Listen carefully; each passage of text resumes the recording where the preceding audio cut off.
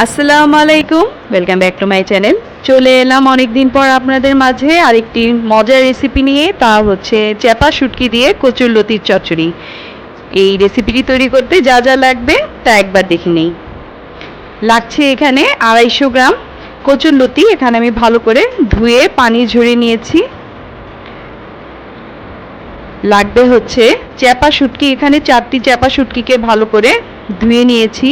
লাগবে 1 চা চামচ সরিষা বাটা, 1 চা চামচ আদা রসুন বাটা, লাগবে হচ্ছে 1 চা চামচ হলুদের গুঁড়া, 1 চা চামচ মরিচের গুঁড়া, 1.5 চা চামচ লাগবে ধনিয়ার গুঁড়া, আর লাগবে 1 চা চামচ জিরার গুঁড়া। আর চ্যাপা শুটকিটাকে আমি পরে বেটে নিয়ে নিব। আর লাগবে এখানে হাফ কাপ পরিমাণ পেঁয়াজ কুচি, আর 1 টেবিল চামচ পরিমাণ রসুন কুচি, আর নিয়ে নিয়েছি 6টা কাঁচামরিচকে সম্পূর্ণ ফেড়ে।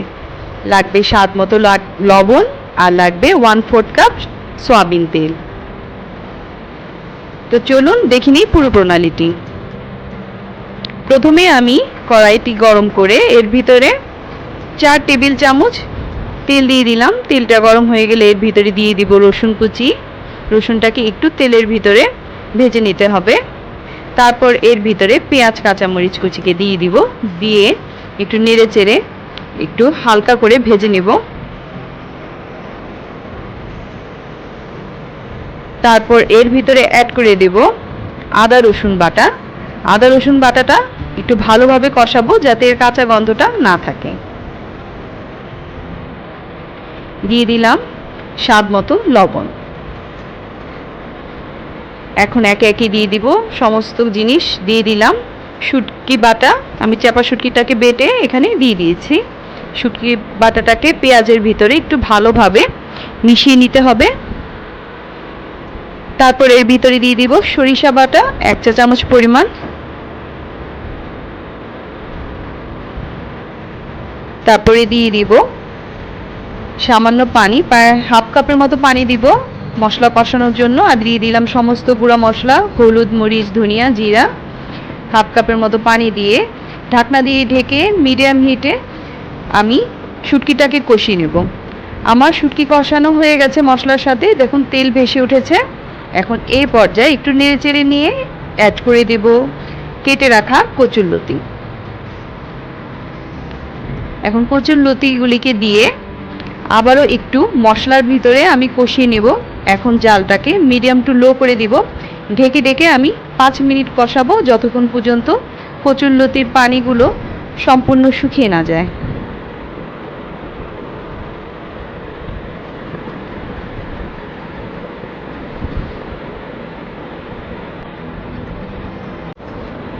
এভাবে ঢেকে ঢেকে লতিগুলাকে ভালোভাবে কষিয়ে নেবেন যাতে লতির পানিগুলি একদম শুকিয়ে তেল উপরে উঠে আসে।